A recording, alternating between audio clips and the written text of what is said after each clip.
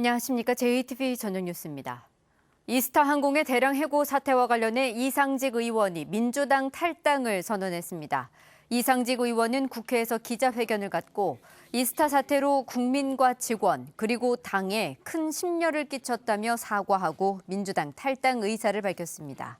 이 의원은 잠시 당을 떠나 있겠다며 사직생의 각오로 이스타항공과 일자리를 되살리고 다시 돌아오겠다며 복당 의지를 밝히기도 했습니다. 민주당에서는 이 의원에 대한 징계 절차가 임박한 가운데 최고 수위인 제명설이 확산돼 왔습니다.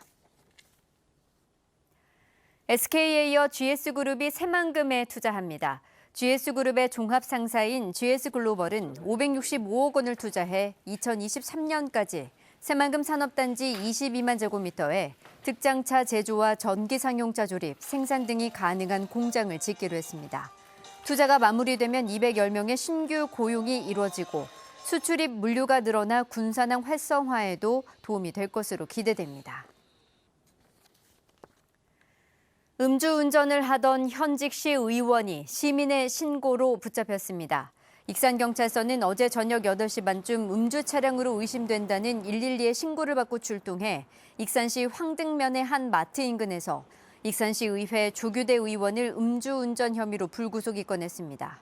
당시 조 의원의 혈중 알코올 농도는 면허 정지 수준으로 경찰은 조만간 조 의원을 불러 자세한 경위를 조사할 예정입니다. 전북 혁신도시의 전성교회 옆에 어린이 복합센터가 들어섭니다. 연 면적 5,500제곱미터 규모로 오는 2022년 6월에 완공될 예정인 복합센터에는 어린이를 위한 교육, 놀이공간과 주민공동체 시설, 전시 공연장 등이 들어설 예정입니다.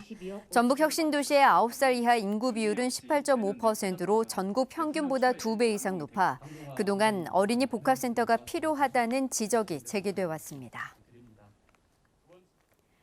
5년 전 행정안전부의 새만금 방조제 관할권 결정에 군산시가 헌법재판소에 청구한 권한쟁의 심판이 각하됐습니다.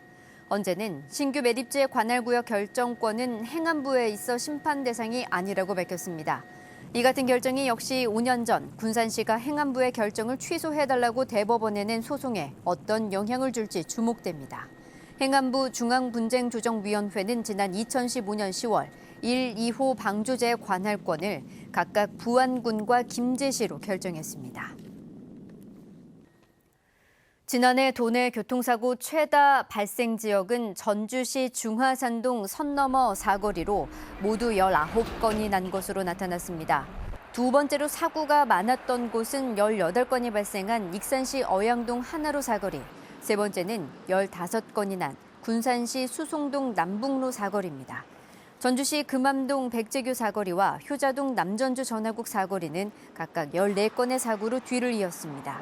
민주당 김영배 국회의원은 사고 다발 지역의 신호체계와 교차로를 개선하는 등 근본적인 대책을 마련해야 한다고 강조했습니다.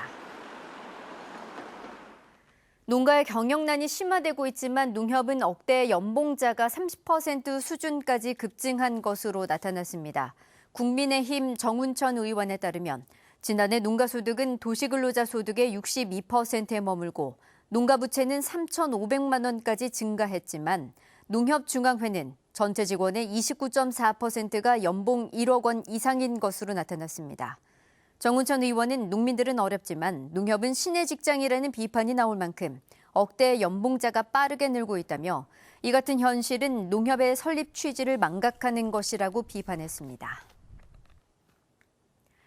한국국토정보공사인 LX의 드론 활용센터가 남원시 주생면에 있는 옛 국방부 비행장 부지에 설치될 예정입니다. LX는 드론 활용센터 우선 협상 대상자로 남원시를 선정했다고 밝혔습니다.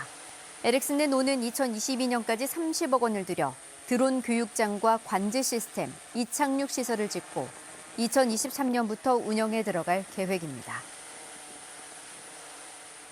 어제 오후 6시쯤 남원시 주천면의 한 주택에서 불이 나 68살 A씨가 숨졌습니다. 경찰은 불이 나자 가족 2명은 집 밖으로 대피했지만 A씨는 미처 빠져나오지 못해 변을 당한 것으로 보고 있습니다. 경찰과 소방당국은 목격자 등을 상대로 정확한 화재 원인을 조사하고 있습니다. 오늘 전주의 한낮 기온은 27.7도, 익산은 27.4도, 순창 26.6도를 기록했습니다. 내일도 대체로 구름 많은 가운데 선선하겠습니다. 아침 최저 기온은 11도에서 15도로 오늘과 비슷하겠습니다. 낮부터는 기온이 크게 오르겠습니다. 한낮 기온은 23도에서 26도로 아침보다 10도 이상 높겠습니다. 당분간 선선한 가을 날씨 속에 일교차가 크게 벌어질 것으로 보여 건강관리에 주의가 필요합니다.